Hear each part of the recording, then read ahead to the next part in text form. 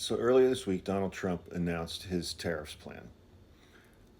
And he said that over 10 years, it's going to bring $6 trillion in tariff money to the United States. He still has no understanding where that money is actually coming from, and it's not going to be that much. According to the Wall Street Journal, the resulting the next 2 days, Thursday and Friday, in the various stock markets and indexes, $6.6 trillion worth of wealth was wiped out because of Donald Trump's announcement for tariffs that he says will generate $6 trillion. And he wiped out more wealth than that number in the United States in 2 days. But he says now we should break even 10 years from now for that with his tariffs, assuming that the markets don't slide even further in the coming days and weeks. And now we have, so $6 trillion over 10 years, that's effectively a $600 billion a year tax increase on American consumers. 6 billion divided by 10. Because we are the ones that are going to pay those tariffs in the form of higher prices for the goods that we purchase.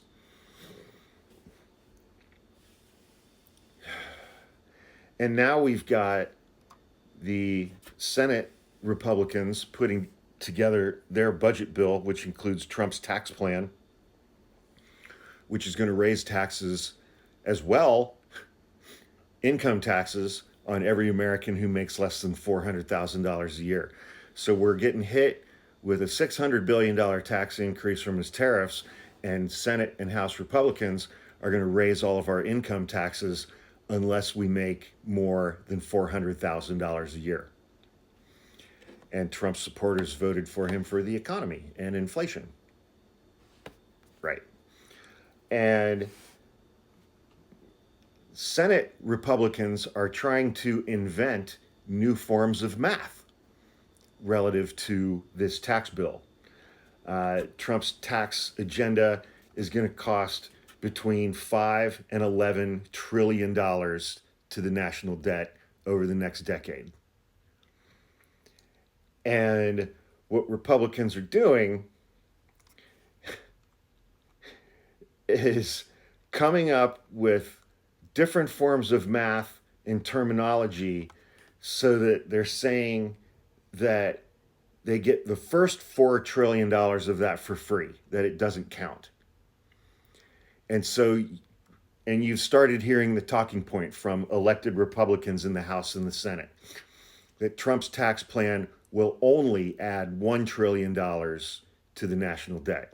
They're taking that lowest estimate of $5 trillion, subtracting that $4 trillion that they get for free because they're doing hinky math, and now they're saying it's going to cost $1 trillion, when in reality it's going to cost between 5 and 11, so that they can give tax cuts to people who are already incredibly wealthy and don't need that money, while they're slashing every federal program that they can and firing every federal worker that they can.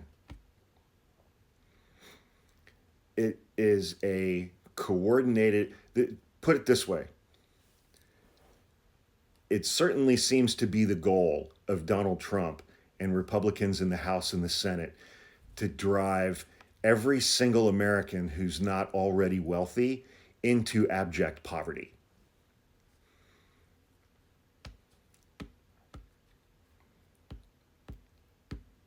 And my question is, it's like, I've been focused on why for the last several weeks. I've been focused on why. Is Trump doing this as revenge for 2020? Is he just trying to make him and his billionaire buddies wealthier so they can buy shit that's cheap?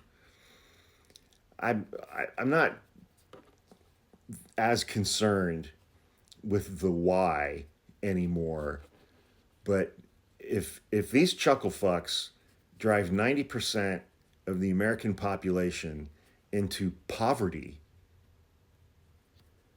a population that owns 400 million guns. What do they think is going to happen? What do they think the response of the populace is going to be when they start losing literally everything so that rich people can get tax cuts and so that Donald Trump and his family can become even more wealthy because they're cutting little side deals with countries so that those countries can get out from under the tariffs that he put on them unilaterally? What do they think? What do they think the population is actually going to do in response to that? Just take it? That's what Curtis Yarvin thinks. Curtis Yarvin thinks that everybody's just going to take it and not fight back, like at all. That's what Curtis Yarvin thinks.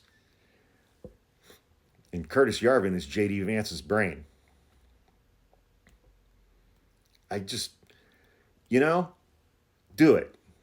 Fucking do it. Do all of it as fast as you possibly can. Maximum pain on the population of this country from these Republicans and Donald Trump. Do it. Because something's got to change something. And it's not going to change until Donald Trump and Republicans have taken everything away from their own voters, because those are the only people they listen to. And why do Trump and elected Republicans listen to Trump's base? Because Trump's base is crazy and they're violent.